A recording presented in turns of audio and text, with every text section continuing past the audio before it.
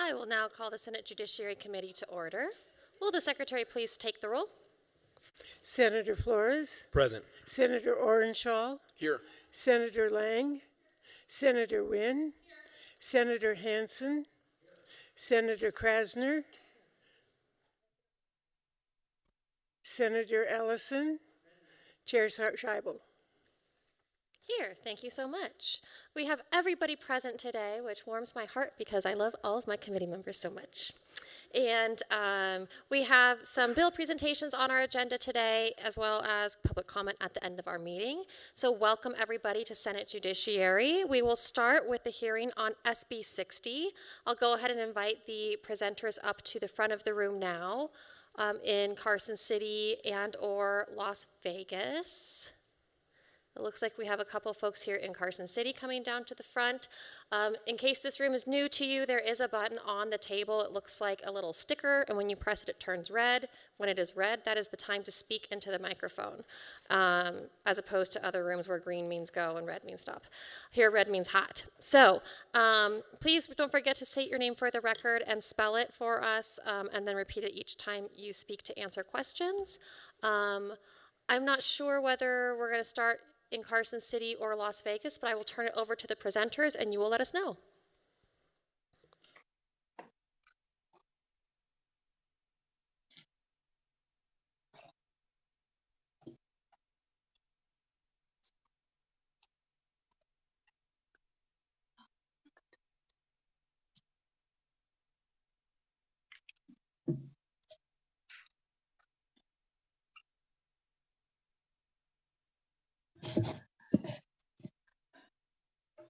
Good afternoon. Chair Scheibel and committee members, I am Dr. Marilyn Jordan, and I am proud to serve as the Vice President of the Silver-Haired Legislative Forum, representing Senate District 9 as a former member.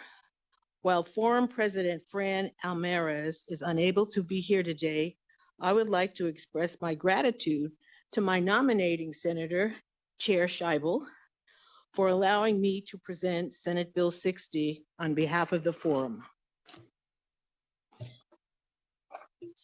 Senate Bill 60 increases protections for seniors and vulnerable individuals against financial and physical harm by deterring criminals from targeting them. Before I begin, I would like to introduce my co-presenters. Sitting next to me is Ashley Kalina, Research Analyst of the Research Division of the Legislative Council Bureau. And joining me from Carson City are Mark Kruger, Chief Deputy Attorney General and Consumer Counsel with the Bureau of Consumer Protection in the Attorney General's Office, who is attending this hearing to lend his subject matter expertise. And of course, Patrick Ashton, Policy Analyst and a colleague of Ms. Kalina. Together, they have provided nonpartisan staffing services to the Forum during the past years. I also want to point out an exhibit that was uploaded to Nellis. It is an informational memorandum about the Forum. As a brief overview, the Nevada Silver-Haired Legislative Forum was created in 1997 to identify and act upon issues of importance to aging persons. It is comprised of up to 21 members who must be 60 years of age or older, nominated by state senators and appointed by the Legislative Commission. The Forum may submit one bill each year requested for the legislative session. Last session, Senate Bill 45 was brought forth by the Forum and passed by the legislature. This bill increased the personal needs allowance for Medicaid patients in long-term care facilities after being stagnant for over 32 years. During this 2023 session, the Forum additionally carried Assembly Bill 373, sponsored by former Assembly member Gorlow, which increased civil penalties for deceptive trade practices directed towards individuals who are disabled, elderly, or minor. We are thankful the legislature passed this AB 373 and Governor Lombardo signed it into law, strengthening protections for seniors and other vulnerable populations. Building on this crucial legislation, the forum seeks to further expand these safeguards with SB 60. To provide more context, let me share some background information. In recent years, we have seen a disturbing rise in elder abuse, both in the form of physical mistreatment and the exploitation of their financial resources. Far too many seniors are victims of fraud, scams, theft, and even physical abuse, and it is imperative that we take action to protect them. According to Nevada crime statistics, as of November 2024, crimes against elderly people in Las Vegas alone was up more than 50% compared to 2023. During a February 2024 meeting of the Nevada Silver-Haired Legislative Forum, representatives from the Attorney General's Bureau of Consumer Protection provided an overview of the work and services accomplished by the Bureau, particularly its efforts to protect seniors from scams and frauds in our state. Alarmingly, they highlighted that Nevada ranks third in the nation for seniors becoming targets of fraud and scams.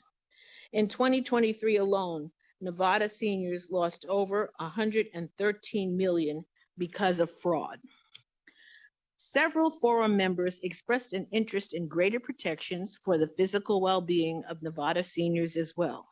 Specifically, they referenced news reports of seniors being severely injured during the course of a violent home invasion that took place in 2024 when individuals forcibly entered the homes of senior Nevada citizens without consent. The forum held its final meeting and work session in August 2024. Based on the recommendations from President Alvarez and myself to address these threats, the forum voted to request the drafting of SB 60.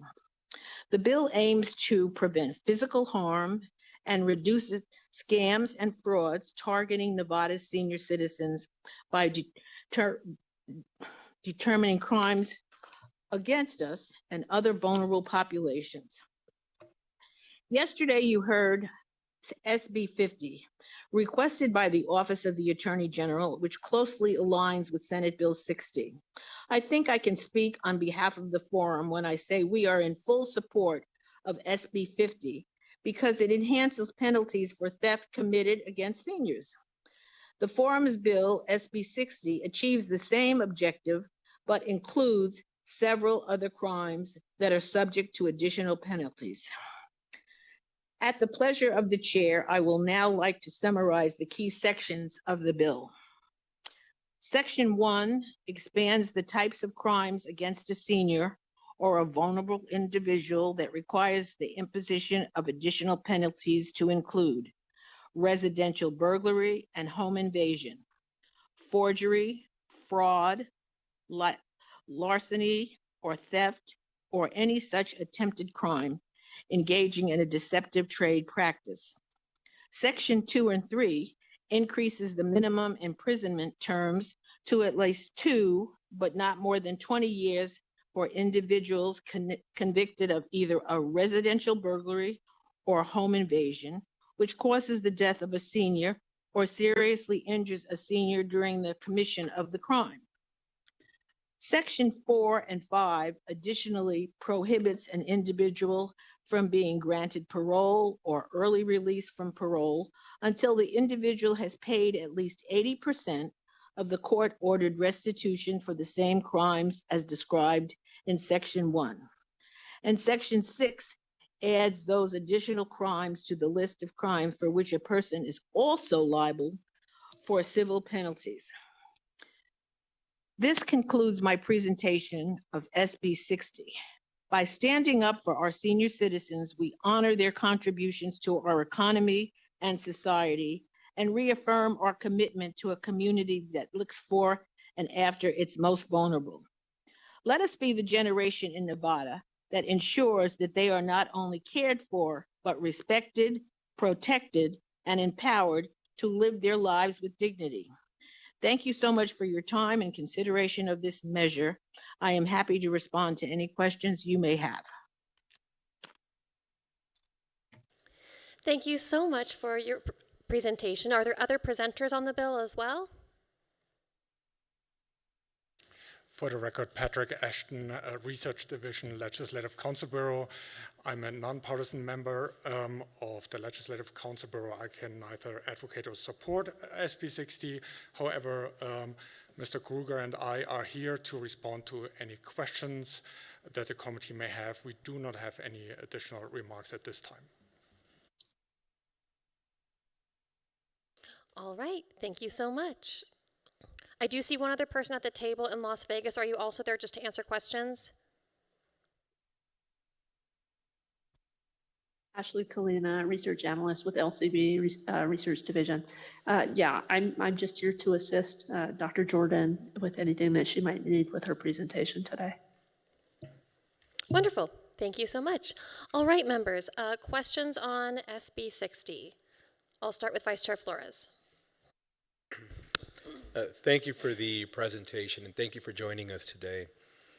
I was curious to know, and I know we engaged in a very similar conversation yesterday, and one of the questions that we were trying to get at yesterday, and I was hoping that maybe we could engage in that conversation today, is are there scenarios with these enhancements that we're looking at here, are there scenarios where the individual who commits the crime is not aware of the age of the victim and that they could potentially be captured with your proposed language here?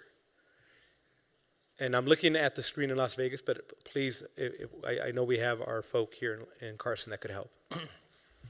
Mark Kruger, for the record, Chief Deputy Attorney General, Bureau of Consumer Protection. Through you, Chair Scheibel, to Senator Flores. Oh, please go direct. Thank you, will do. It's a great question. In my experience, and my experience has been both as a civil attorney and as a prosecutor for several district attorneys' offices in the state. In my experience, the majority of time that you will find that there's a residential burglary or an invasion, a home invasion, the individuals have targeted these people. They know that there are seniors living there. They know that this is a place that potentially they can find resources, valuables to steal. And I'll give you an example. One time I prosecuted 2 individuals for burglarizing a home of an individual who was a World War II veteran and 101 years old. They knew he was in there. They knew he was there with his caretaker, and they did it anyway. And that's just one example of many that I've come across in my experience. So most of the time, yes. Now, your specific question is, are there chances that there could be a time when someone doesn't know? Sure. Statistically, there's always a chance that there's going to be someone where you burglarize a home and you don't see them. Or in our context of theft, and especially through the scams and schemes that we're seeing, a lot of times they target anybody they can. However, there are specific schemes and scams that are targeting older individuals, right? The pig butchering, for example, is a really good one because that's where we're targeting these scammers are essentially targeting people who they know are on singles dating sites, older adult singles dating sites, and they're pretending to be somebody else. They know they likely have a large retirement fund, and they want to be able to get that fund from these individuals. So more likely than not, more often than not, in my experience, yes, they don't. Can these be attributable to someone who might come across this, an older person, while they're doing it? Sure. Statistically, it could happen. Thank you. And I'll just echo some of the remarks that I made yesterday where we're open to protecting vulnerable communities. I said we, excuse me, I meant me. I'm not speaking on behalf of the committee. And making sure that we're, doing whatever we have to do because we know that they, in fact, are targeted. But at the same time, I want to be careful that we don't cast such a wide net that individuals who just did not know and there's no real way of them having the ability to have known the age of the victim, that we then capture them in this particular language with the understanding of the intent, and I appreciate you, all of you being here. Thank you, and I'll hand it over, Madam Chair. Thank you. For the record, Patrick Ashton, if I may add, Patrick Ashton, Research Division, Legislative Council Bureau. As a nonpartisan member, I cannot advocate or oppose this measure. However, I can speak about the intent of the Nevada Silverhead Legislative Forum, and based on the meetings and meeting minutes, the intent is definitely to target those criminals, or to enhance penalties for criminals that target seniors knowingly and willfully.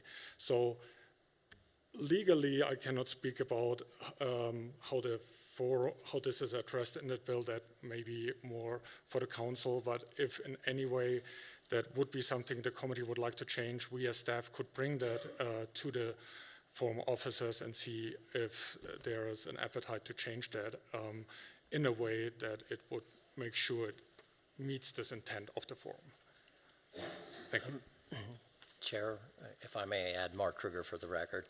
To supplement, based on your comments, Senator Flores, I'd like to kind of just take you through a little bit. When residential burglary or invasion of the home happens, statistically, these individuals know they're targeting somebody who's older that lives there. But yes, you could have somebody where you invade a home and didn't realize, it could be a grandparent visiting, for example. So you didn't know that the grandparent was there at the time. But when you get into the other crimes like theft, forgery, larceny, even fraud, and engaging in deceptive trade practices, these, by the very nature of the crimes, require you to know that you're going after a specific individual, right? And that specific individual is going to be known to be to you an older adult. Now, some older adults look a little bit younger nowadays, and some look a little bit older, right? So there could be that piece right at the age of 60, but you have to pick a number, and the legislature a long time ago picked 60 as the definition of an older adult for purposes of criminal conduct in Nevada. So that's the age that we're at with, but in my experience, most of the time, for sure, onto these other crimes, they know the person's 60 or older. Burglary and residential burglary, invasion of the home, most of the time they know who they're targeting, and there could be an older adult in there statistically. But again, the legislative forum is really seeing a trend and an increase in crimes against older adults, and feels that this was a bill they wanted to bring forward to address that trend with your all support.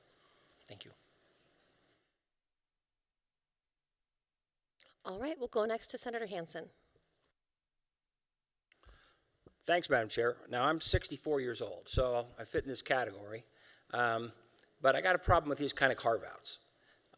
Here's why. And maybe there's already a provision in law, what I'm going to bring up. But if somebody breaks into my house, beats the hell out of me, and I die, realistically, I got 20 years left anyway, maybe 30. If the same guy breaks into my house and my 14-year-old granddaughter's there, and he beats the hell out of her and kills her, she would have had potentially 60, 70 years left for life. So her life, frankly, and the murder of her, in my mind, is a greater crime than murdering myself, simply because of the amount of life expectancy that's still left there. Now, I got the idea that, what if I'm old, so I'm not as able to defend myself, and they targeted me. That's absolutely true for younger people, too, though. You go and somebody high on drugs breaks into my house, beats up my granddaughter. She can't fight back either. So I don't know, maybe it's a question for legal. Do they have that? And also the question would be, right now, as I understand it, the district attorneys do already have the ability to enhance penalties for certain heinous acts against senior citizens or perhaps other vulnerable people.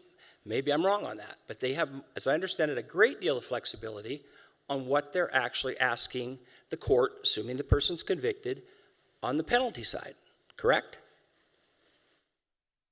Mark Kruger for the record. Senator Hansen, I'm going to address both of your points that you made. I'll start with the reverse, the latter one. I'm sorry, I'm having a hard time hearing you. Pull that mic a little closer, please. Thank My you. apologies. Is that better? There you go. Okay, great. Again, Mark Kruger for the record. So you're correct. Under 193-167 in NRS, the enhancements are already built in for murder, attempted murder, assault, battery, kidnapping, robbery, and sexual assault. And what this bill seeks to do is expand that list to include residential burglary, invasion of the home, theft, forgery,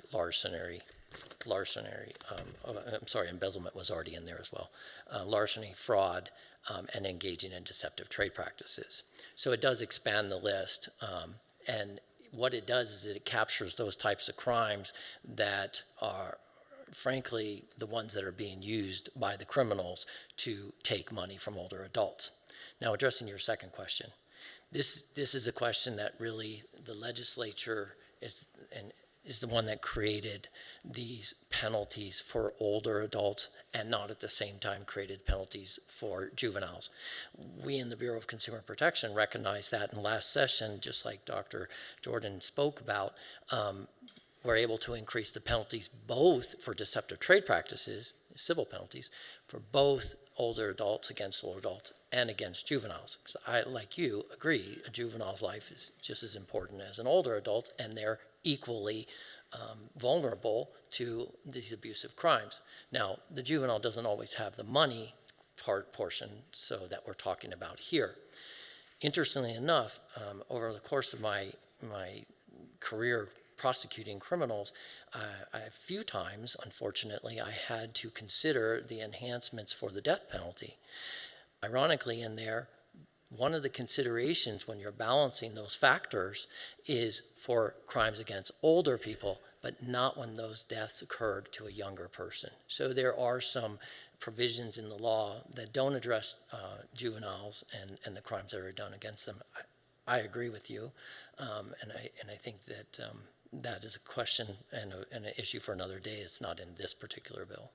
Well, okay. Well, this goes back, honestly, to some concerns I've had over how we're always singling out some victims and making some victims, frankly, you receive greater punishment. For example, if somebody came in here right now and shot me because he doesn't like my political views, there's no enhancement on any penalty. If he came in here and shot me because he doesn't like my religious views, then it's a hate crime.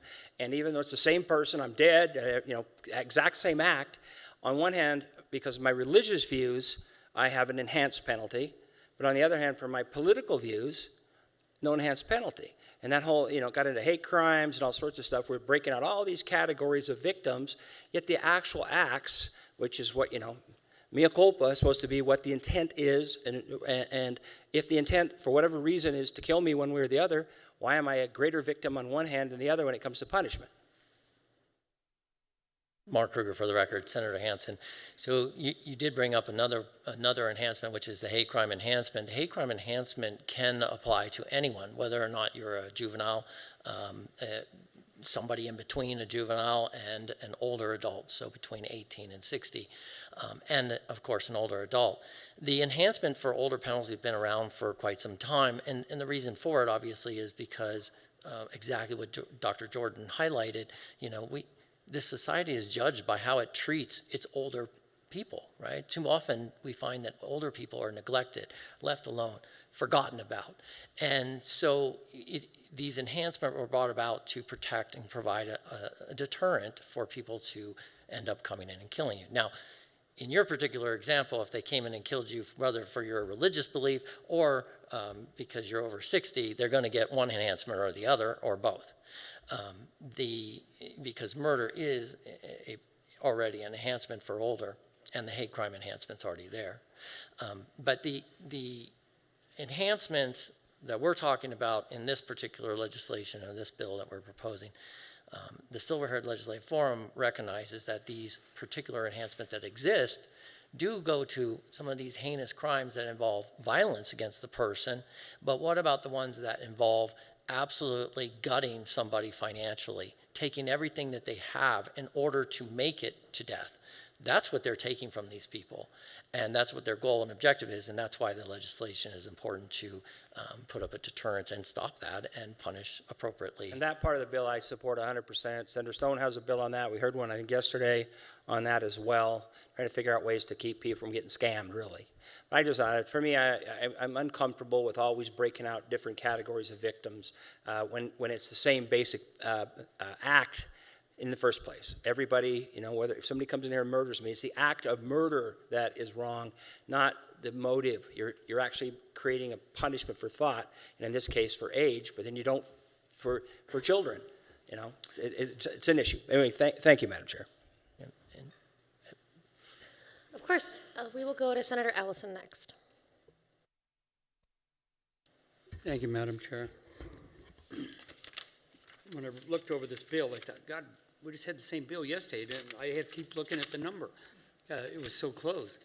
But the problem I got is, if you go back and look at statistically, if you look at some of these robberies that are break-ins, they follow these people dramatically. They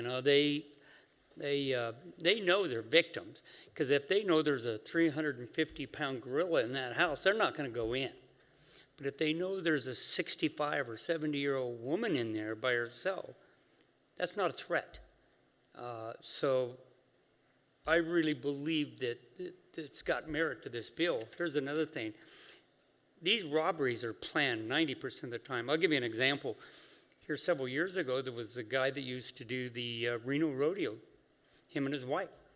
The guy went in, friended him, did some yard work, and he goes back and murders them and robs them. I mean, he set them people up to die. And I got problems with this. And here's another thing of this bill that gets me. It says they pay restitution. That's a joke. These guys don't ever pay restitution coming out of prison. And if they say that they do, I'd like to see it. Because I know so many people that put in for restitution never got one dime of the damage to their homes or their pets and stuff like this. So I got a problem with this restitution.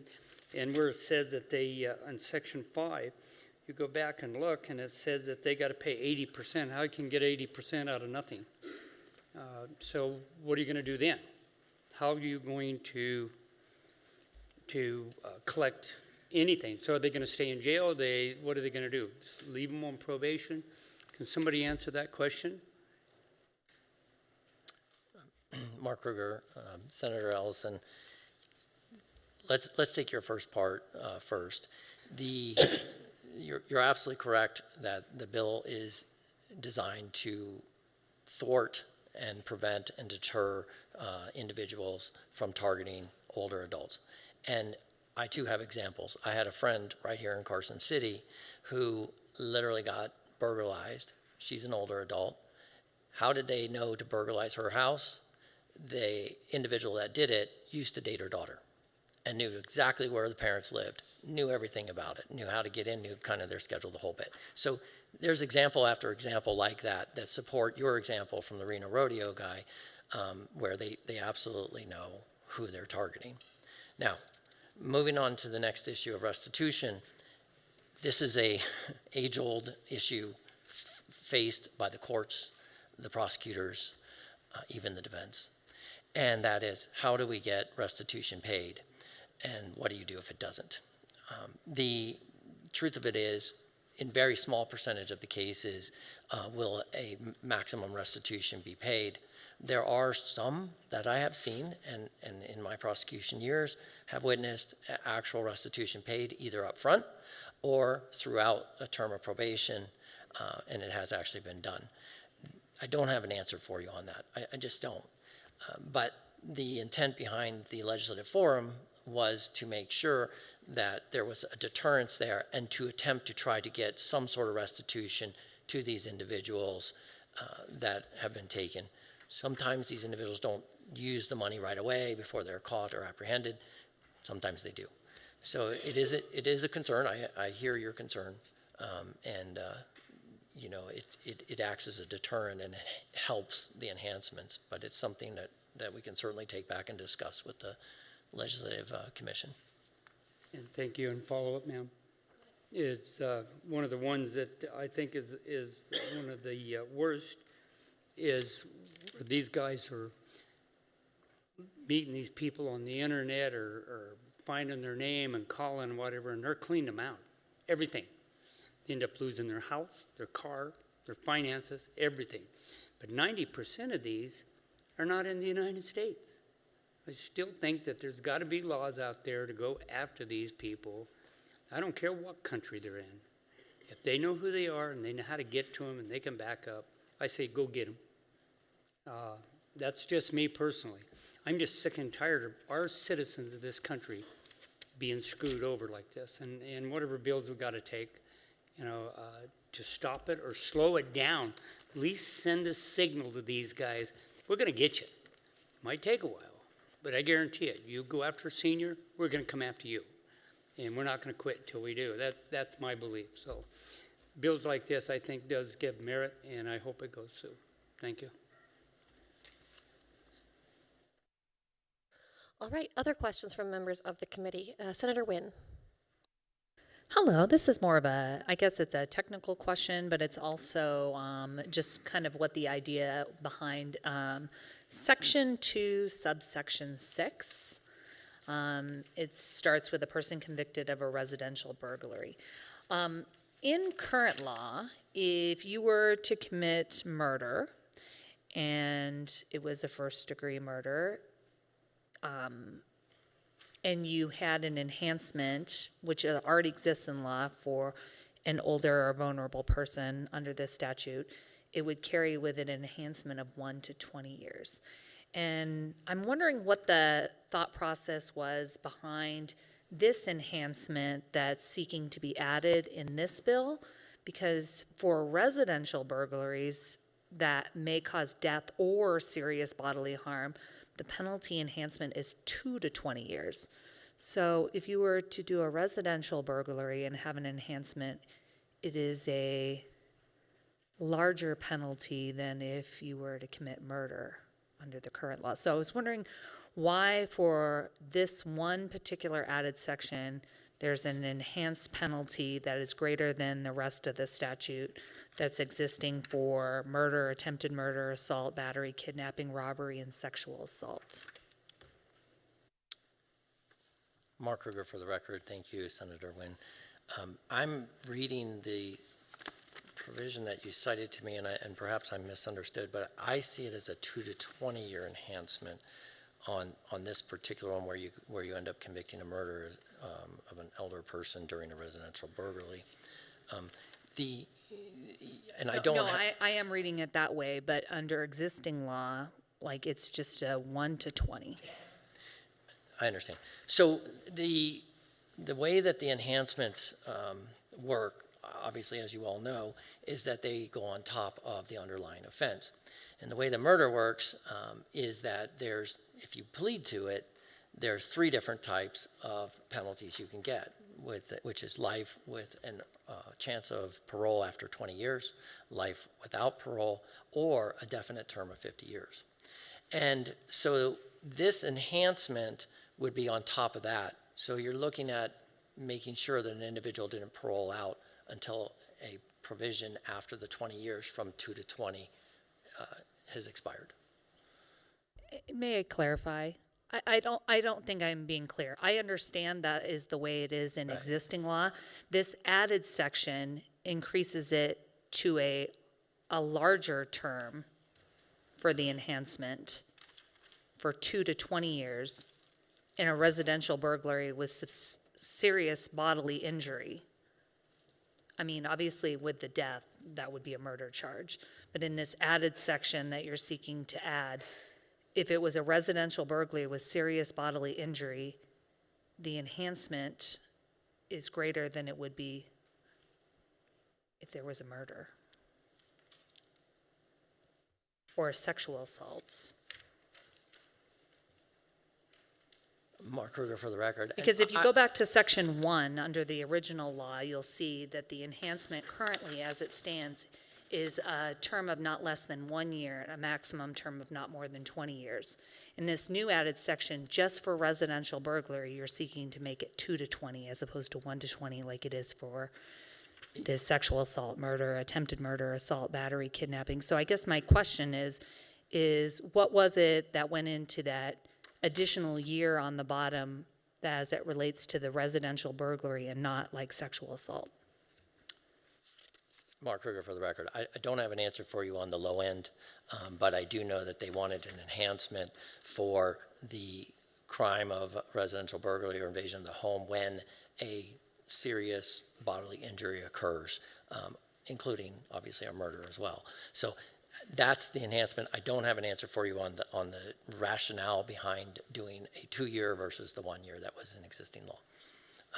But I can certainly speak with Ms. Alvarez and see if we can come up with that rationale. They were in the meetings. I was not present during those timeframes. No, thank you. I was just wondering if that was like, obviously there's a change suggested and there aren't many changes in this like Senate bill. So I just wanted to know whether or not what the reasoning went behind that, because I mean, not that residential burglary is not bad, but it seems weird that kidnapping and sexual assault would have a lesser punishment than that crime. So that, if we can get back to me on that, that would be great.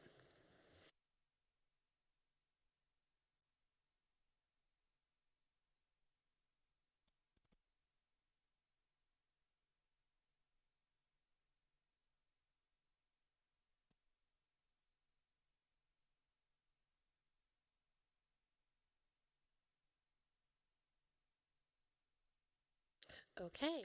Other questions from members of the committee? Not seeing any further questions. Thank you so much for your presentation.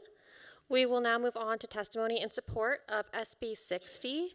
Anybody wishing to give in-person support testimony is invited to do so here in Las Vegas or up in Carson City. Please come on down to the front table and go ahead whenever you're ready.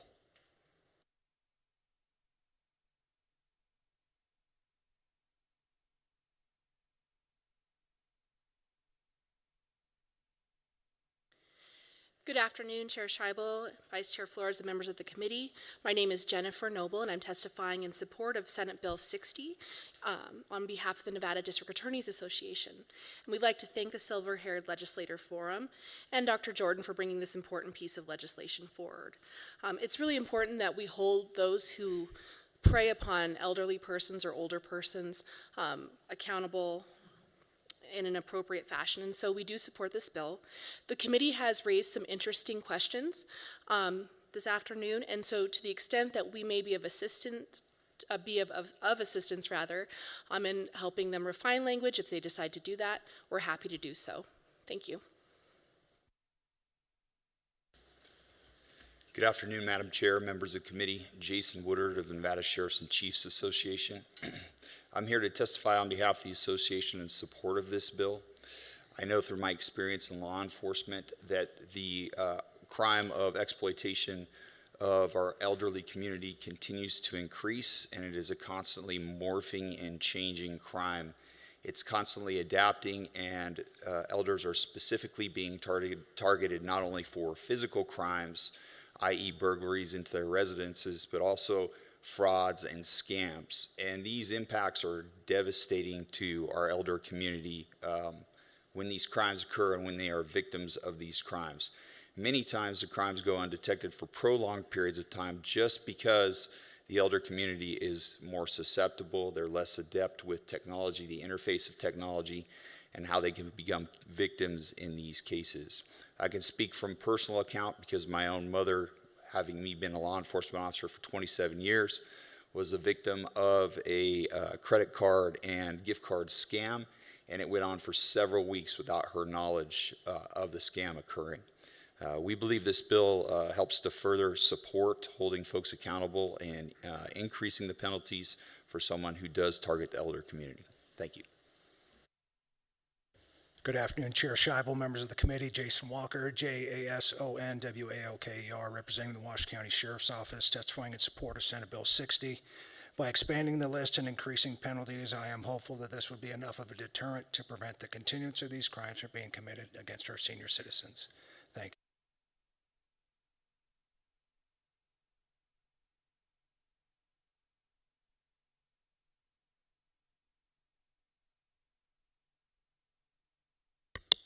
Good afternoon, Chair and Committee. For the record, my name is Susie Martinez. I am the Executive Secretary Treasurer of the Nevada State AFL-CIO.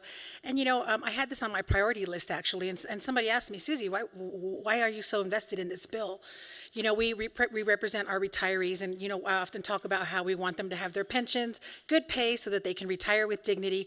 And that's the point. We want them to retire with dignity, enjoy their lives, and have nobody take their stuff. Nobody hurt them. So that's why this bill is very important to me. As we get older, we're so much more vulnerable. We had one of our retiree postal workers, his wife had just died, and her iPad was on the couch, the one that she used, and it came on and it said something, alert, alert. He went on there, he looked on there, and started messaging with the people. Long story short, because I know I only have 2 minutes, they ended up scamming him out of $800,000. The last words he said to these people, he said, if this is a scam, he goes, I'm going to kill myself. He contemplated it. Fortunately, he spoke to some people. They were able to get half of his money back. But, these crimes are happening all the time. And that is why, again, our retirees and our seniors need to be protected. When we watch the news, I know I get frustrated and I go, damn, we need to pass some bills because that can't be happening to our seniors. That is so unfair. We take care of our communities, our children, the employers that we had, their businesses are still going strong. We put in many, many years. We at least deserve to be protected in our old age. So for that reason, the AFL supports the bill. Thank you very much. Madam Chair, members of the committee, my name is Randy Saltero, today representing the International Alliance of Theatrical Stage Employees, Local 720 in Southern Nevada. IALSI is in full support of this bill. I think it goes without saying that more and more these days that there are these scams that go on and happen. I can tell you that I get calls all the time. I'll tell you, I'm 63 years old, but I get calls about Medicare, like daily, about all these programs that I can get involved in. And I try to say, lose my number. But of course, that's not the deal. They're not going to lose my number. They're just going to keep trying. If I can imagine that somebody, and I've known people that as they get older, that, they're not as protective or maybe don't have, can think about being more protective of those kind of calls and being subject to those kinds of calls. Those are the things that worry me.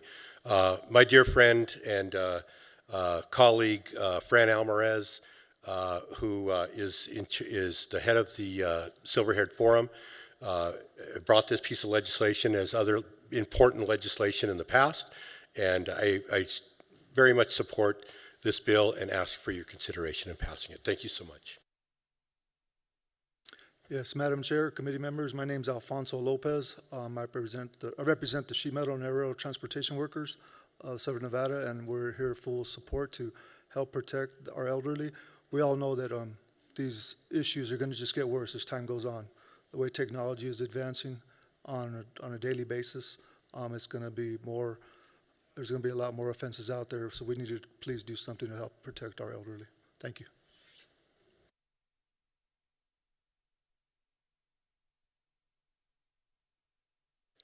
All right, I don't see anybody else coming up to the front in Carson City. I'll call once again for support testimony on SB 60 in Las Vegas, but I don't see anybody coming down to the front to testify, so we'll go to the phones for support on SB 60. Thank you, Chair. If you would like to offer testimony in support of SB 60, please press *9 now to take your place in the queue.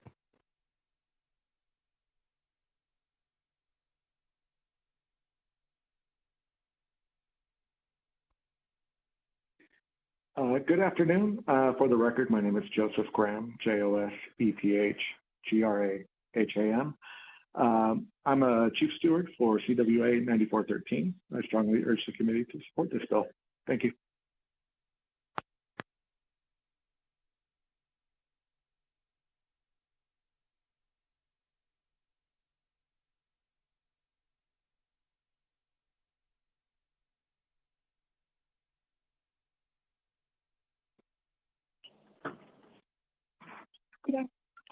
Good afternoon, Chair. This is Dora Martinez with the Nevada Disability Peer Action Coalition. We wholeheartedly support this bill. I know you guys say vulnerable population, and I think that also refers to people with disability. I'm not sure because I haven't seen the text, but I certainly hope it does. And as a blind woman, I do walk a lot because I don't drive legally. I take Uber, Lyft, and the public transit.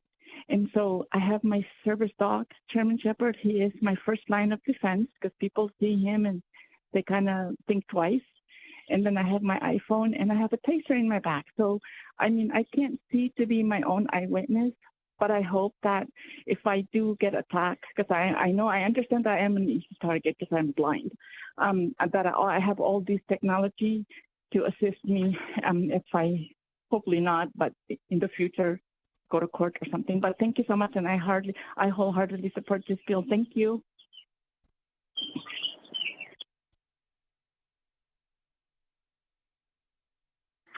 Hello, my name is Michael Ryan, Michaelryan.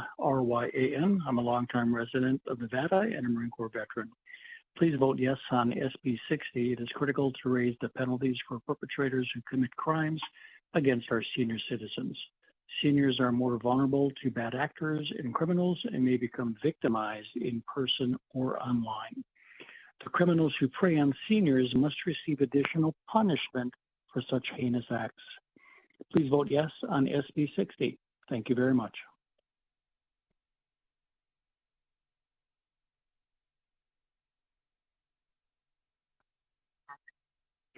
Good afternoon, Chair Scheibel, committee members. For the record, I'm Connie McMullen, CONNIE, MCMULLEN, representing the Senior Coalition of Washoe County, testifying on behalf of 30 businesses and organizations for seniors. We are in favor of Senate Bill 60. The Senior Coalition is in support of expanding the list of crimes against older persons, as many have increased in recent years. AARP reports $28.3 billion a year is stolen from seniors age 60 and older. The coalition also supports the proposed increase of penalty for residential burglary, death, or serious bodily injury in the commission of a crime. An enhancement of penalty of these crimes should protect our aging communities. We thank the Silver-Haired Legislative Forum for bringing this bill forward. On a personal note, I am the publisher and owner of Senior Spectrum newspaper in Northern Nevada. I've owned it 33 years. And because of the senior in the title, I can't tell you how many times I've been contacted for fraud activities committed against me as a senior because I'm 70. And I can't tell you how many I have reported on throughout the years. And so thank you for bringing this bill forward, and we hope you support it.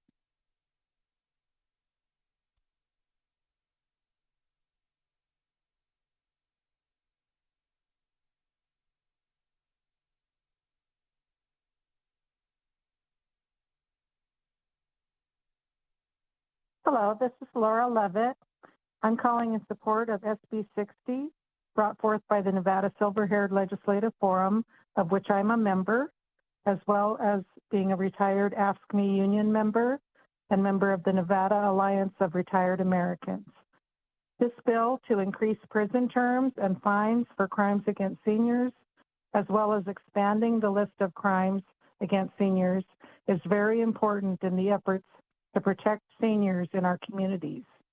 I and many of my friends and neighbors have been we've been targeted by at least one or more of the crimes listed, notably the fraud, attempted fraud, and deceptive trade practices in the form of phone, text, email, and internet scams and schemes. This has been almost a daily or at least weekly basis. I would appreciate your support of this bill to increase prevention and provide civil and criminal justice for senior citizens. Thank you.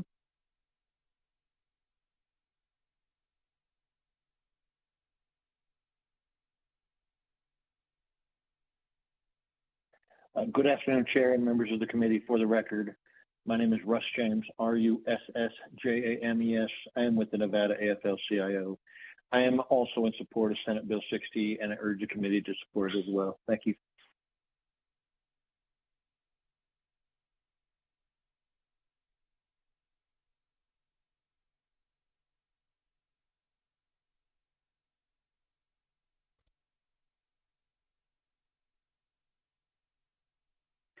Good afternoon. Thank you, Chair and Committee, for giving us time to speak. My name is Donna Clontz, D-O-N-N-A-C-L-O-N-T-Z. I'm calling in support of this bill as an individual Nevada senior. I'm also a member of the Washoe County Senior Coalition, and it was good to hear Connie's remarks today for our group. I'm a retired attorney, former prosecutor, and union leader, so it was gratifying to hear from everyone who is looking out for the retirees in our community who would be better protected by what this bill is seeking to accomplish. It is important to add enhancements to protect our seniors against these serious crimes. I urge the committee to vote yes, and thank you for your time.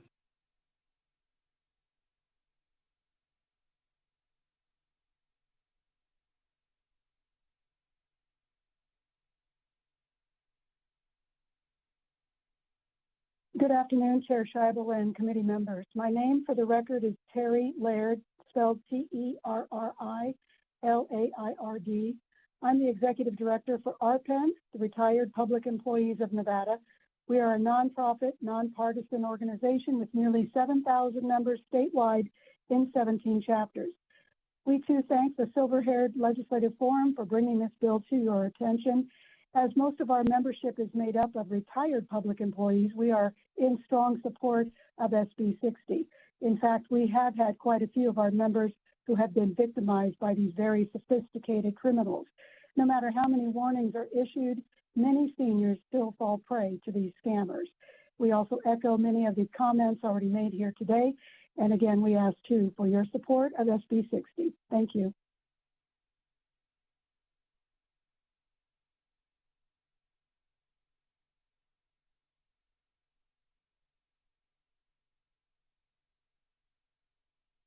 Good afternoon, Chair and members of the committee. For the record, my name is Beverly Williams, B-E-V-E-R-L-Y-W-I-L-L-I-A-M-S. I am a member of Teamsters Local 986. I strongly urge the committee to support SB 60. Thank you.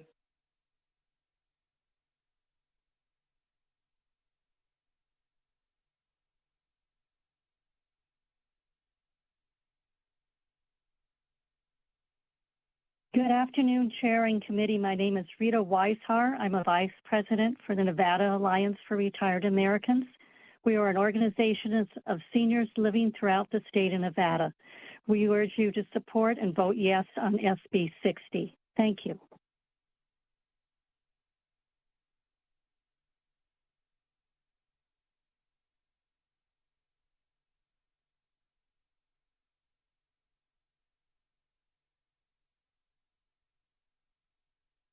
Good afternoon, Chair and members of the committee. For the record, my name is Dion Klug, D-I-O-N-N-E-K-L-U-G, and I'm a representative for the United Food and Commercial Workers Union, Local 711 in Las Vegas. We strongly urge you to support SB 60, and thank you.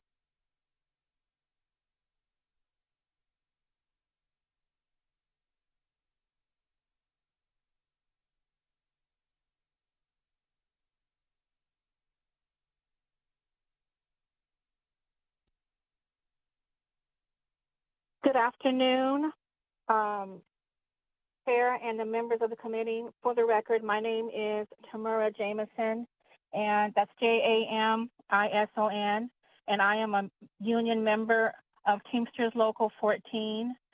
I strongly urge the committee to support Senate Bill 60.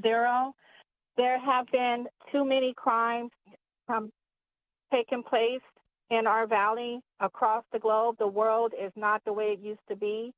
And I have been advocating for our seniors in different communities to help them be aware of the scammers that are happening out there, the text messages and giving out their information. And we strongly need to support this bill. There's just way too much going on in this world. And these scammers and the people would do everything they can to get their need, to meet their needs. And we need to protect our seniors. They have lived, they have done what they have supposed to do. They need to now enjoy their retirement without worrying about someone trying to take advantage of them and mistreat them. And I also have senior parents, and I educate them and bring them knowledge every time I get it to let them know what to expect, what not to do, and what is important out there, and how to notify the authorities when someone is coming up to them and do harm. People need to be accountable. People need to understand that they cannot just mistreat our senior community and nothing be done. They have to know and be set accountable for their actions. So I am asking you to please support the Senate Bill 60, and I strongly urge you guys to listen to all the other testimonies that were given and make the right decision. Thank you.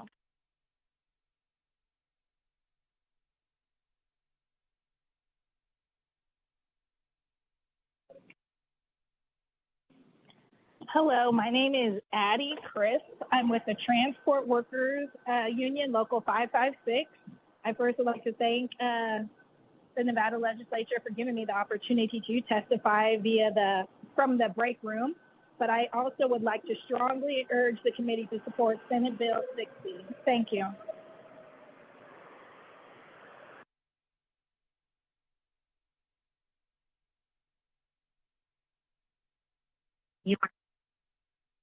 Good afternoon, Chair and members of the committee. For the record, my name is Clarissa Principe, and I am a union member of TWU Local 577. I do strongly urge the committee to support Senate Bill 60. Thank you.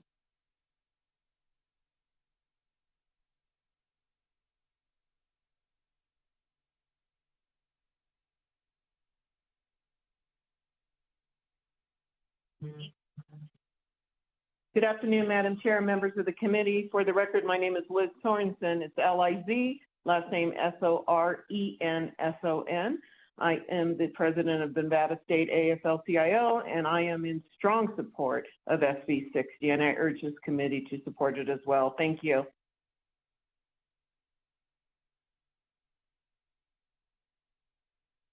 If you have recently joined us and would like to provide testimony in support of SB 60, please press star 9 now to take your place in the queue.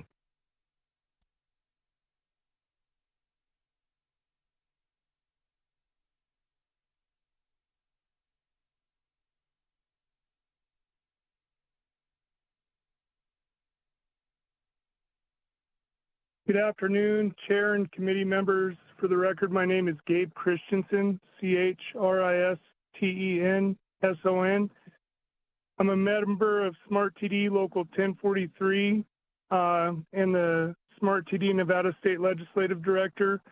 We 100% support this bill. My mother and grandmother both were taken advantage of by phone scams. And they're both residents of the state as well, and we urge you to support SB 60.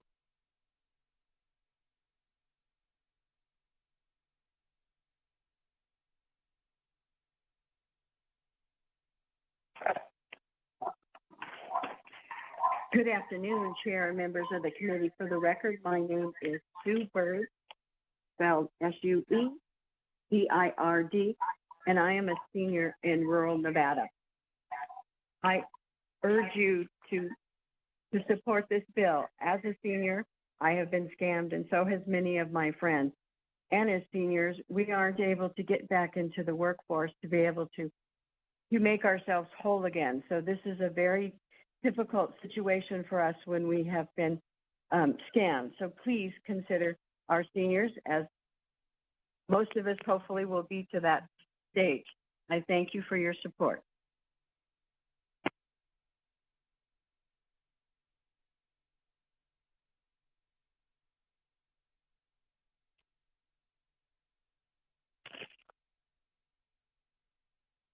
Good afternoon, members of the committee. For the record, my name is Thomas Bird, capital T-H-O-M-A-S, last name Bird, capital B-I-R-D. And I'm a union member of IBW Local 1245. I'm also president of NARA, the Nevada Alliance for Retired Americans, representing 20,000 retirees throughout the state of Nevada. I strongly urge this committee to support Senate Bill 60. Thank you for your time.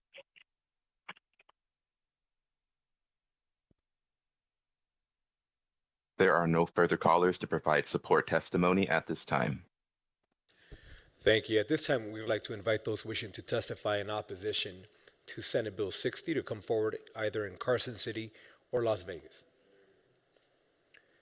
Seeing none in Las Vegas, we will start here in Carson City.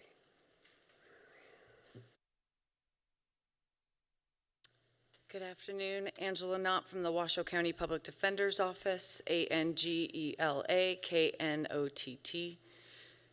Protecting vulnerable populations is important, but this bill will not deter conduct. SB 60 is about punishment. As with our concerns yesterday with SB 50, this bill fails to provide a knowingly or specific intent element as to a victim's age or circumstances. If you look at the crimes that are already a part of the statute, like assault, battery, and robbery, they are all crimes of violence and are crimes where you are face to face with your victim. You have some level of interaction with that victim. That is not the case for these newly added crimes. Not one of these crimes involves any knowledge of who the victim is, much less their age. They are crimes that can happen without ever knowing or seeing the victim. We also have a concern with the sentencing guidelines. Using larceny as an example, if I steal a cell phone worth $1,300, and even if I don't know who it belongs to, I would get up to 4 years in prison for the larceny and another 4 just for the enhancement. That is almost 8 years in prison for stealing a cell phone. Now, if it was a fancy computer, say worth $5,000, that would be up to 10 years in prison. And that is the same sentence you would get for manslaughter. In other words, with this legislation, certain non-violent offenses will now carry more potential prison time than some of the most serious violent felony offenses. For those reasons, we cannot support this bill. Thank you. Please. Good afternoon, Vice Chair Flores and members of the Senate Judiciary. Paloma Guerrero, P-A-L-O-M-A-G-U-E-R-R-E-R-O, Clark County Public Defender's Office, and for the reasons outlined by my colleague in Washoe, we also agree. Thank you. Is there anybody else wishing to testify in opposition to Senate Bill 60? Seeing none in Carson City or Las Vegas, BPS, do we have anybody wishing to join us over the phone in opposition? Thank you, Vice Chair. If you would like to provide testimony in opposition to SB 60, please press *9 now to take your place in the queue.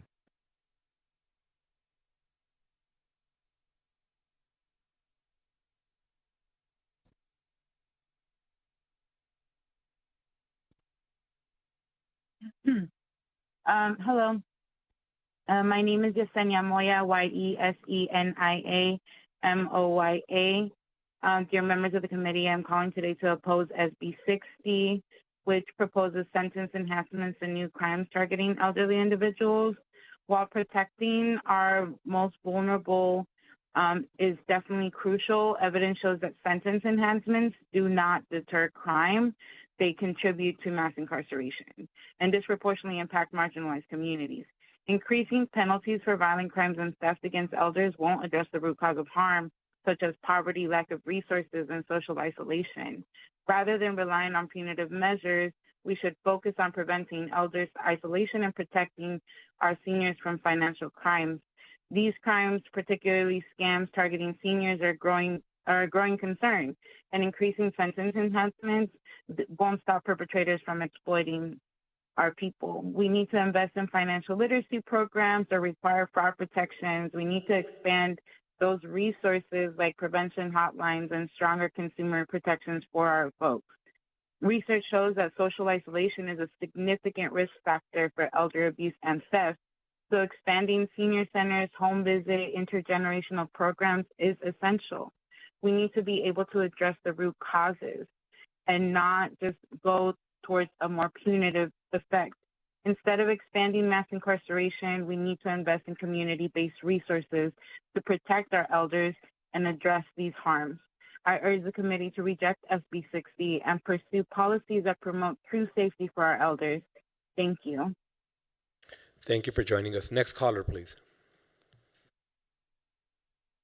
There are no further callers to provide opposition testimony at this time. Thank you. At this time, we'd like to invite those wishing to testify in the neutral position for Senate Bill 60. If you could please come forward, Las Vegas or Carson City. Seeing none, BPS, do we have anybody wishing to join us over the phone? If you would like to provide testimony in neutral to SB 60, please press *9 to take your place in the queue.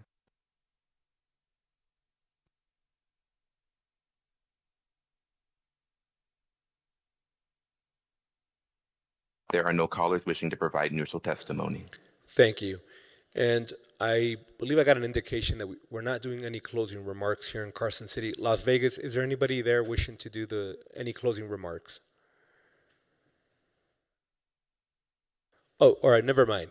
Correction, we will have closing remarks here in Carson City.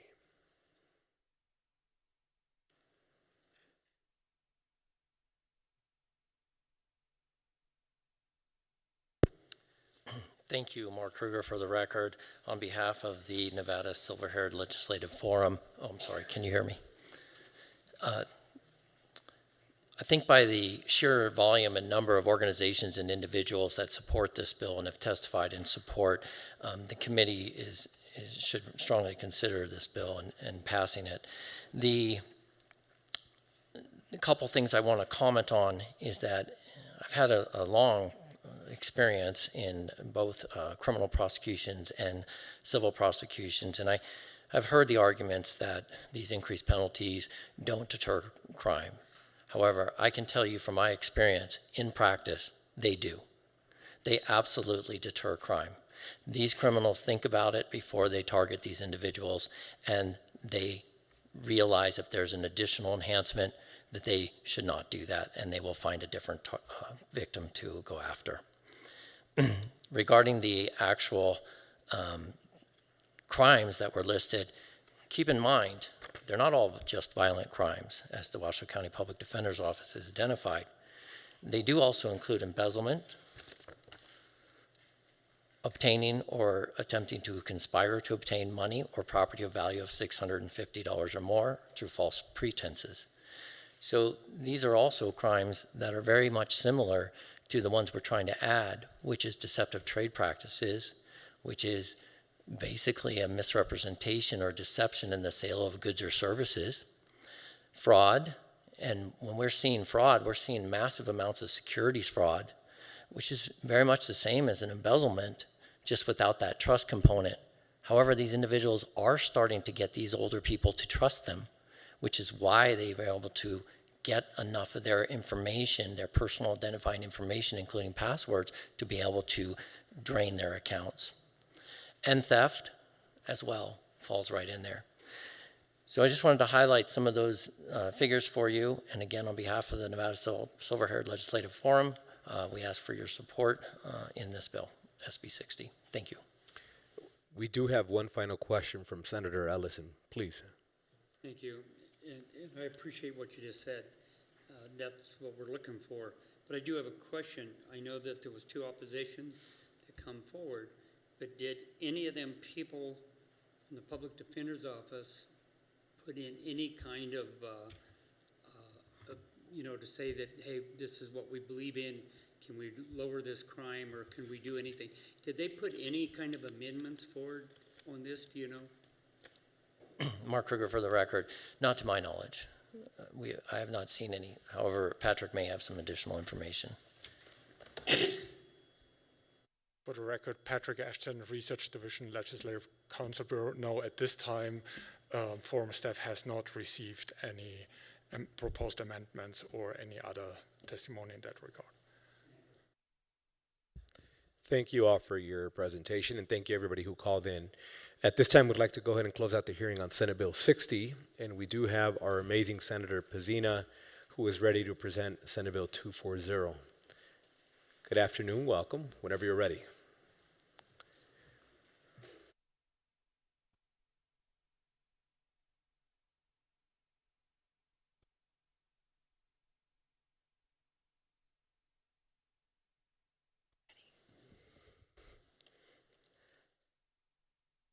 Thank you so much. I always like to be referred to as amazing. And good afternoon, Chair Scheibel, Vice Chair Flores, and the committee members. For the record, my name is Julie Pizzina, representing Senate District 12 in Clark County. I'm before you today to present Senate Bill 240, which revises provisions relating to state business licenses. The intent of Senate Bill 240 is to help small businesses succeed in Nevada. One of the top barriers to small business success is the cost of obtaining the required licenses and permits. High license fees can significantly impact the initial capital and ongoing operational costs of startups and small businesses. To reduce the burden of new and existing small businesses, this bill reduces the fee for the issuance of a state business license for entities with fewer than 50 full-time or part-time employees. According to the most recent data from the Bureau of Labor Statistics, there are currently 104,793 business establishments in Nevada with fewer than 50 employees. Small businesses are the backbone of our economy, but most of them struggle, especially in the first 3 years of operation. Not only do small business owners currently have to pay state licensing fees, but they also pay county and city licensing fees as well, compounding the cost of opening their business. This bill will greatly support small businesses and entrepreneurs within our state. Currently, all businesses operating in the state must obtain a state business license. And the current business license fee is $200 for sole proprietorship, limited liability companies, limited partnerships, or general partnerships. Senate Bill 240 would lower that from $200 to $100 for all sole proprietorships, limited liability companies, limited partnerships, or general partnerships for those companies with fewer than 50 employees. And I'd also like to direct your attention to the amendment on Nellis. Please note that corporation, as was described in this bill, has been deleted per this amendment, as well as this should be for just the initial filing fee. So the fee of $100 would be for the initial filing with the Secretary of State, and any additional applications or renewals with the SOS shall be accompanied by a fee of $200. We are working with the Secretary of State's office on an updated fiscal note. And with that, I'm also joined by Paul Moradkin, who would like to say a few words. There we go. Good afternoon, Vice Chair Flores, members of the committee. For the record, Paul Moradkin, Senior Vice President of Government Affairs for the Vegas Chamber. I would like to thank the bill sponsor, Senator Pizzina, for introducing SB 240. As you know, the Vegas Chamber is the state's largest business organization, but our membership consists of 85% of small businesses. As the Senator shared, capital is one of the leading challenges for a business to succeed in its first 3 years of operations, and a reduction in the state biz licensing fee in that first year would help small businesses and entrepreneurs reduce their costs and operations. First-year operations are impacted by unexpected costs, startup fees, and higher than expected spending to get started, as you can imagine. Small businesses have a hard time accessing capital because of lack of credit history, collateral, or investment interest, or quite frankly, burdensome loan processes. This bill with the amendment is designed to truly help small businesses and entrepreneurs that reside in your districts and purposely designed businesses under 50 employees and so forth. 50 is the number that the state uses as a standard to define a small business. This bill's focus is a strategic approach to support small business entrepreneurs with employees at the 50 count and the first year only for a reduction. All other fees would remain the same for existing businesses per the amendment. And there also, as written, this bill was specifically written to ensure there's no impact to local governments, and this bill would only pertain to state business licensing. Thank you, committee members, and thank you again to Senator Pizzina for bringing the bill forward. Thank you for your presentation. We do have a couple of questions. We'll start off with Senator Nguyen, and then we'll move over to Senator Ellison. Thank you, and thank you for bringing this bill. I just want to clarify. So the current fee is $500? Julie Pizzina, for the record, that is for corporations. It is $200 for limited liability companies, sole proprietorships, limited partnerships, or general partnerships, and that's who this would apply to. It would not apply to corporations where the fee is currently $500. And I know this isn't a money committee, but the fiscal note that is currently on there, was that prepared post-amendment or pre-amendment? Yes, Julie Pizzina, for the record, that was prepared pre-amendment. Thank you. Senator Ellison, please. I hate to say this, but This is a very good Your deal. mic is off. Thank you. That's what happens, you get old. One thing that I see out there in small businesses right now, you can't find help. And that's one of the biggest things. So if you can't find help, you're doing everything you can to stay alive. And the labor market out there is just awful. So this bill, if it just gives them a little bit of a punch, it's not much, but to them it might be. And I tell you, I hear this every day. I can't find help. You drive down the street and you'll see help wanted, help wanted, help wanted everywhere. So anything we can do to keep the people up, get them moving, get some money in their pocket, and start paying the taxes, start paying the new increases, whatever. But right now, it's just rough on them people out there. So I support this. Thank you. Thank you so much, Julie Pizzina again. Yes, this is a bill aimed at helping small businesses in the state. Thank you very much. Next, we'll send it over to Senator Hansen, please. Thanks, Mr. Vice Chair. I remember when the state business license was first introduced, it was $25 and it was a lifetime license. Absolute true. Bob Miller was governor, so it's been a while. So really what this saves a small business about $100, right? Okay. And the savings of $400 for corporations has actually been amended out of the bill? Julie Pizzina, for the record, that is correct. Okay. No, I'm fine with the bill. I like the concept. Just kind of interesting to see the evolution of that over the years to being, they got their camel's nose under the tent with that $25 fee because there was total opposition to it in this building.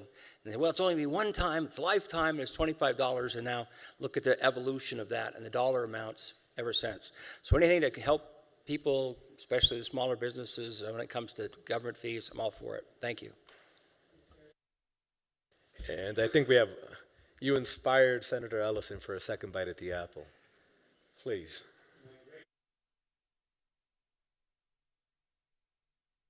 I want to stay on it. And Mr. Hansen, I thank you for making that comment. I wasn't here then because I got in after the covered wagons. But, sir, I'm going to sign onto this bill because I think anything we can do to help small businesses is going to be important for our state. And I'm hoping you'll follow with me.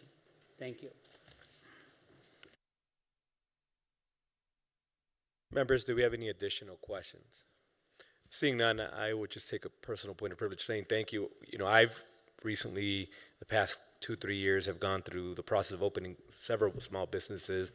And I can tell you that first year is always incredibly difficult for the family. It's incredibly difficult for hiring purposes. It's incredibly difficult, particularly if you're funding it yourself. So I do appreciate the intent. I was curious to know, and you may not have the data, do you know in the last 3 years approximately how many new businesses registered per year in the state of Nevada? And it's something we can get offline if we don't have that number. And then the second question is, well, we'll start with that question, and then I can move on to the second one. I'm sorry, Mr. Vice Chair, I'm Paul Maracan for the Vegas Chamber. Yeah, we can get you those updated numbers.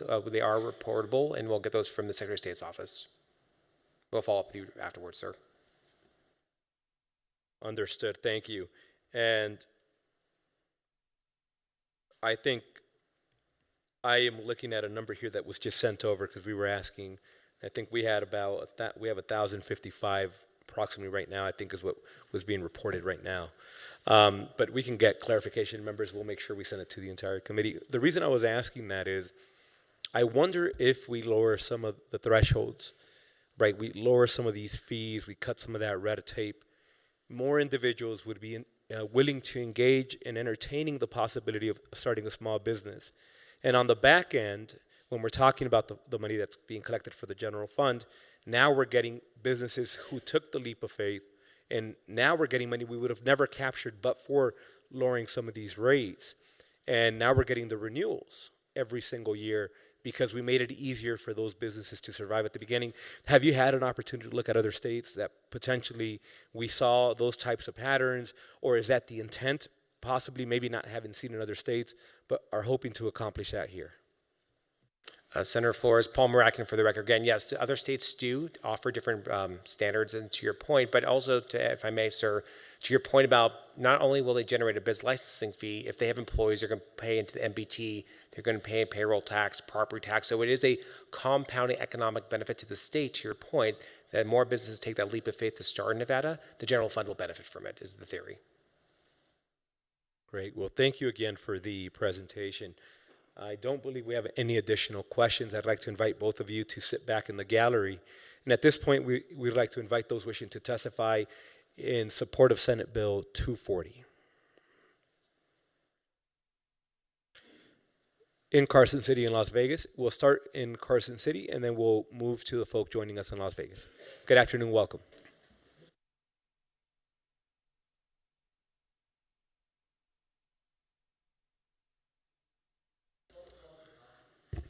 Hello?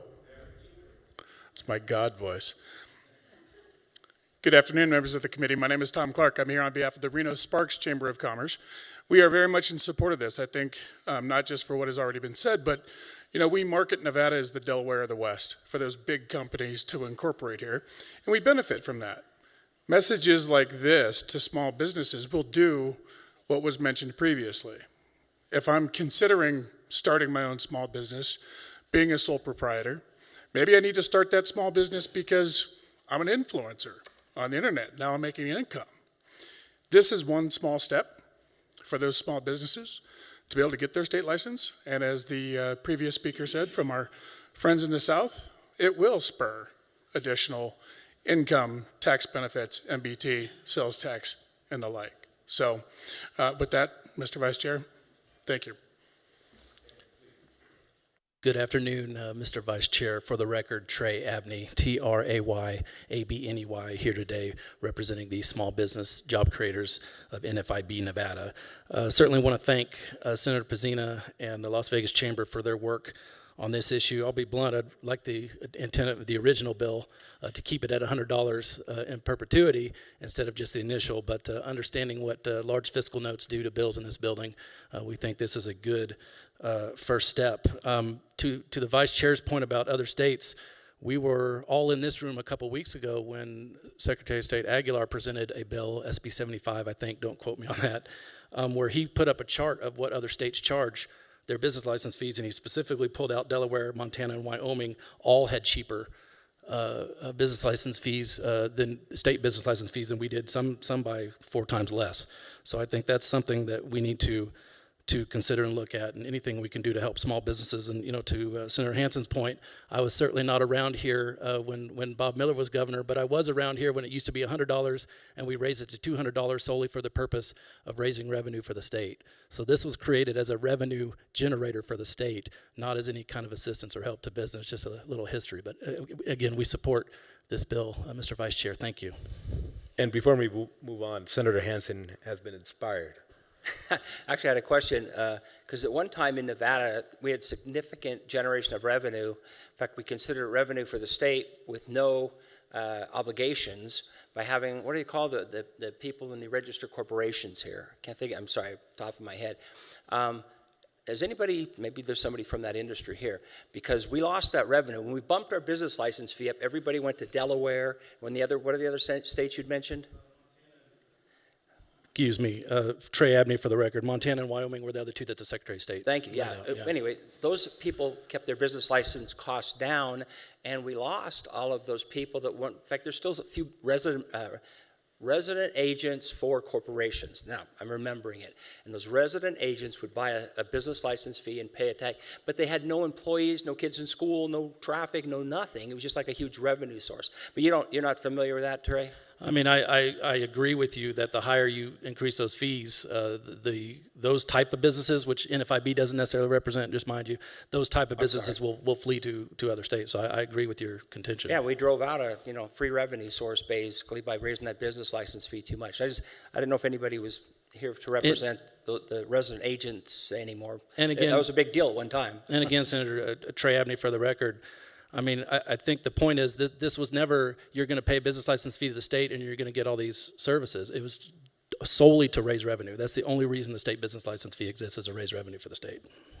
Correct. Thank you. Thank you, Madam Chair. Not Madam Chair. Mr. Vice Chair, sorry. Please, welcome. Good afternoon, Vice Chair and Committee. My name is Lynn Chapman, LynnChapman, and I'm the State Treasurer of the Independent American Party. And our platform supports businesses, especially small businesses, because they are the lifeblood of America. We should be encouraging businesses to come here, but also encourage people to start businesses in this state. And they usually are small businesses when they're started. I had my hair chopped off on Sunday, and my hair guy, Ricardo, was really excited to hear about this bill. I was talking to him about bills, and he was really excited to hear this because he realized that would save him so much money. He's trying to, raise a family, etc. And this is something that he was interested in. I too went on to the internet. I went to the cheapest place for filing fees, and Kentucky is about the cheapest. It's only $40 to have a business license. An annual fee is $15. Arkansas has 3 million people. They have close to 260,000 small businesses with 500,000 people working, and their filing fee is $45 with an annual fee of $150. I went online, of course, and found some really good quotes about small businesses. One was from an anonymous person, quote, when you support a small business, you support a dream, unquote. Another one by Richard Branson, quote, a big business starts small, unquote. Keith Haynes said, quote, we need to keep our small businesses healthy in order to keep our economy strong, unquote. I think those all speak well of small businesses. Let's help our small businesses in this state by voting yes on this bill. Thank you. And thank you for joining us. Welcome. Thank you, Vice Chair Flores and committee members. Misty Grimmer, representing the Nevada Resort Association. As you might imagine, our members will probably not be taking advantage of this, but we absolutely support legislation that increases diversity, economic diversity in the state of Nevada. So we would encourage your support of this bill. Thank you. Welcome. Sorry, I was figuring out the button. Vice Chair Flores and members of the committee, my name is Yoana Ontiveros, YOANA-ONTIVEROS, with Carrera Nevada, here today on behalf of the Las Vegas Global Economic Alliance, which is the Regional Economic Development Authority for Southern Nevada. LVGEA would like to thank the sponsors of the bill and are here in full support of SB 240. Thank you. And thank you for joining us. Welcome. Good afternoon, Vice Chair and members of the committee. For the record, Miranda Hoover with 3C House, representing the National Electrical Contractors Association, Northern Nevada Division, and also as the State Executive of the Energy and Convenience Association of Nevada. We are here in full support. And to Senator Hansen's question, while I am not a registered agent, on a personal note, I started a corporation 5 years ago, and I went to the state of Wyoming to register my state business license because it was cheaper to pay the foreign entity fees to Nevada than it was to actually register my corporation here in Nevada. So I hope that this is a first step in cutting some of that red tape and to hopefully include corporations one day. Thank you. Thank you for joining us. Welcome. Thank you, Vice Chair, members of the committee. For the record, Mike Cathcart, representing the city of Henderson, that's C-A-T-H-C-A-R-T.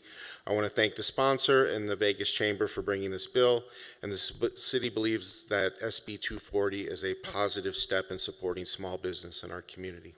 Thank you. Thank you for joining us. Welcome. Thank you, Mr. Chair, members of the committee. For the record, Kelly Crompton, C-R-O-M-P-T-O-N, representing the city of Las Vegas. The City of Las Vegas supports SB 240 as an incentive to drive small businesses into our communities. We have seen areas like Fremont East and the Arts District breathe new life because of small businesses identified in the bill, like the ones identified in the bill. We thank the bill sponsors for bringing this forward, and we hope that SB 240 drives economic activity into our city jurisdictions. Thank you. And thank you for joining us. Welcome. Good afternoon, Vice Chair Flores and members of the committee. My name is Becca Denny, Bekahdenny, with the Nevada Chapter Associated General Contractors. I am here to echo what has been said in support of SB 240. I thank you for your time. Thank you. Welcome. Thank you, Vice Chair and members of the committee. My name is Matthew Sauls, last name Sauls, on behalf of the Nevada Trucking Association and the Nevada Manufacturers Association, voicing our support for SB 240. Thank you to the sponsor for bringing this bill forth. We support the reduction in fees and increased accessibility for certain businesses and employers. Just a couple of stats for the committee. 95.5% of trucking companies nationwide operate with 10 or less trucks. In addition, there are approximately 1,700 manufacturing companies in the state operating with 50 or less employees. So we appreciate your consideration on this bill and helping the smaller makers and movers of the Silver State. Thank you. Thank you for joining us. Welcome. Thank you, Vice Chair and members of the committee. My name is Peter Saba, S-A-B as in Bravo A. I'm the Senior Government Affairs Manager for the Nevada Restaurant Association. Unlike the Resorts Association, a lot of restaurant owners will definitely take benefit to this bill, and we appreciate the bill sponsor and the chamber for bringing this forward. It would really help some of these small-scale business owners and restaurant owners. Thank you. Joining us. Thank you. Good afternoon, Chair and Committee. My name is Joshua Skaggs, Joshua Skaggs, and I am the Legislative Director for the Nevada Republican Party, here today in support of SB 240. The Republican Party platform states, and I quote, "We support lower taxes and fees and a reduction in the scope of government at all levels," end quote. Small businesses are the foundation of Nevada's economy, creating jobs and strengthening our state. By reducing the state business license fee from $200 to $100 for qualifying businesses of not more than 50 employees, Nevada will lighten the financial load on small business owners and help improve the economy for all Nevadans. And for these reasons, the Nevada Republican Party supports SB 240. Thank you. And thank you for joining us. I don't think we have anyone else in Carson City. We will go to Las Vegas.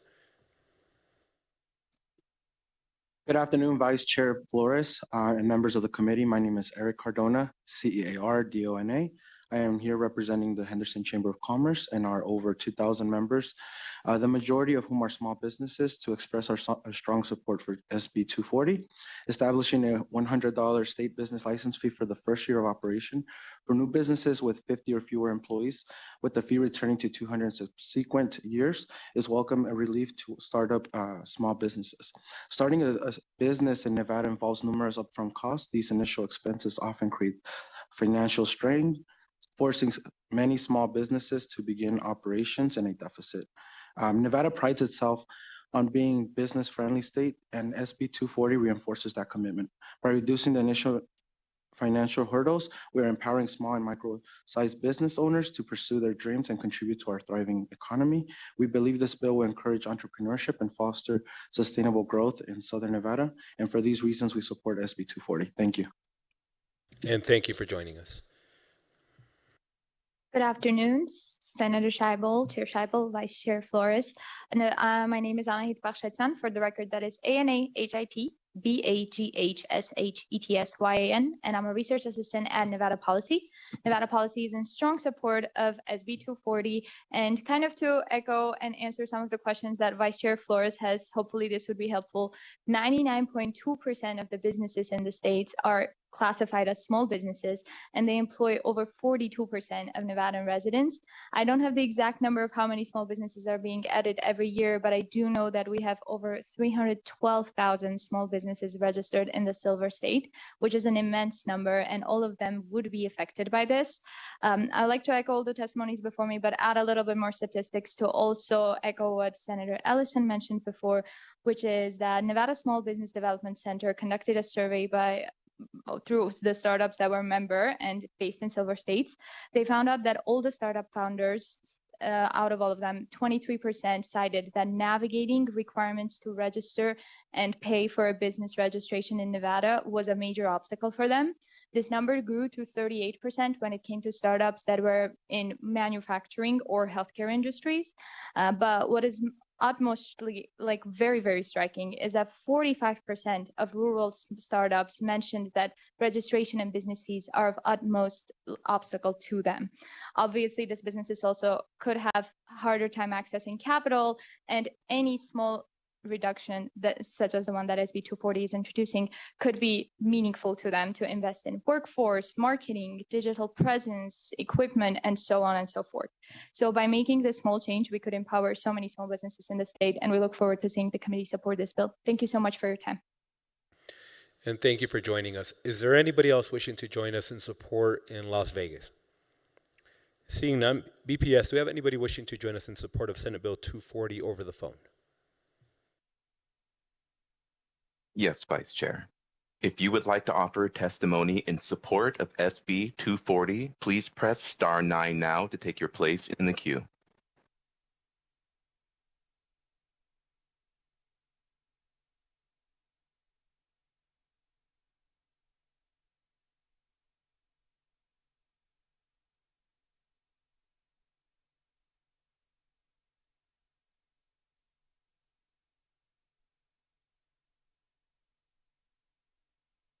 Caller with the last 3 digits, 367, please press *6 to unmute yourself and you may begin.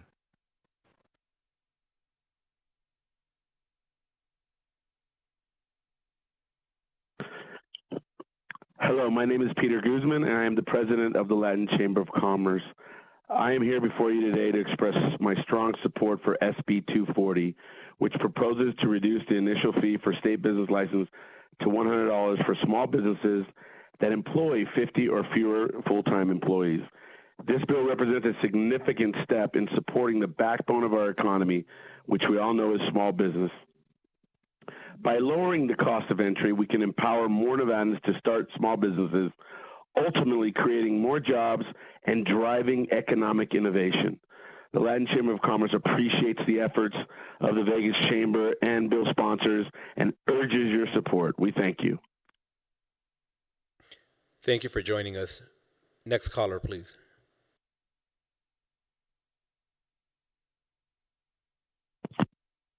Hello, my name is Michael Ryan, MICHAELRYAN. I'm a longtime resident of Nevada and a Marine Corps veteran. Please vote yes on SB 240. This will help small businesses which create many jobs in Nevada. This is a no-brainer. Please vote yes on SB 240. Thank you. And thank you. Next caller, please.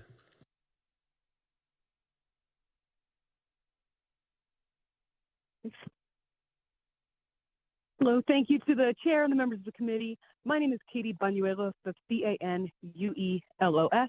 I'm calling to represent the Libertarian Party of Nevada. We are in strong support of this bill. Anything that the state can do to reduce burdens on entrepreneurs and small business owners is something that should be done. So thank you for your time, and please vote in favor of this bill. Thank you for joining us. Next caller in support, please. Hi, my name is Mandy Elliott, for the record, Mandi. I'm the executive director for the Nevada Outdoor Business Coalition, and I'm also a business advisor for the Nevada Small Business Development Center. Throughout the entirety of my career with these organizations, I've personally spoken with countless entrepreneurs who cite licensing costs as a prohibiting factor to them starting their businesses. Lowering the cost of licenses will have a positive impact on the growth of new businesses throughout the state, and therefore will strengthen our small business economy. I sincerely urge you to support this bill, and I encourage the committee to look into other ways to lower licensing and permitting burdens on small businesses. Thank you.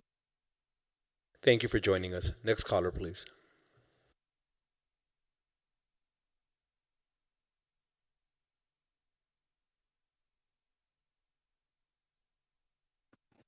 Hi, good afternoon, Chair Flores and members of the committee. Carrie Kramer on behalf of NAOP, testifying in support of SB 240. We'd like to echo the sentiments of our colleagues and thank the presenter as well, or excuse me, the sponsor, as well as the Las Vegas Chamber for bringing this bill. Thank you for joining us. Next caller in support. There are no further callers to offer support testimony at this time. All right, thank you so much. This time we will go to opposition on SB 240. Anybody here to give opposition testimony on SB 240 is invited to the front now in Carson City or Las Vegas. I don't see anybody coming forward, I don't think, for opposition on SB 240. So we will go to the phones for opposition on SB 240. Thank you, Chair. If you would like to provide opposition testimony to SB 240, please press star 9 now to take your place in the queue.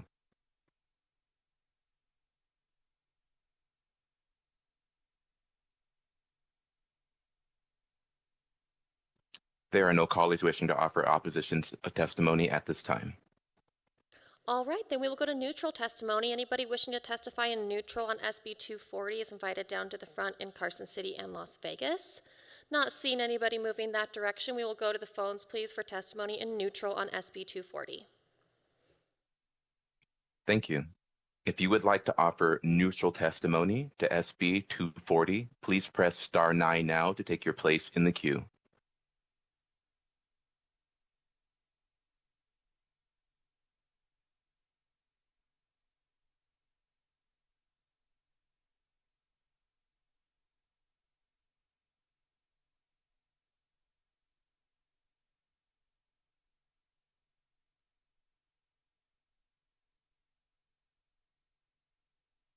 Caller with the last 3 digits, 590, you are unmuted and may begin. Good afternoon, Chair. This is Jeff Rogan from Clark County. That's JEFF-ROGAN. We'd like to thank the bill sponsor and the Vegas Chamber for bringing forth this bill. But today we are in neutral, and we will have no further comment on this. Thank you.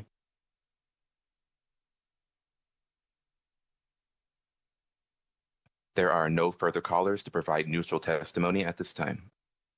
All right, then that brings us to the conclusion of testimony on SB 40.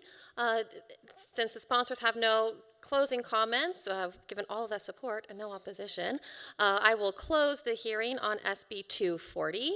That takes us to the last item on our agenda for today, which is public comment. Anybody wishing to give public comment in person is invited down to the front here in Carson City or Las Vegas now. I don't see anybody coming down to the front in either in-person location, so we'll go to the phones, please, for public comment. Thank you. If you would like to provide public comment today, please press star 9 now to take your place in the queue.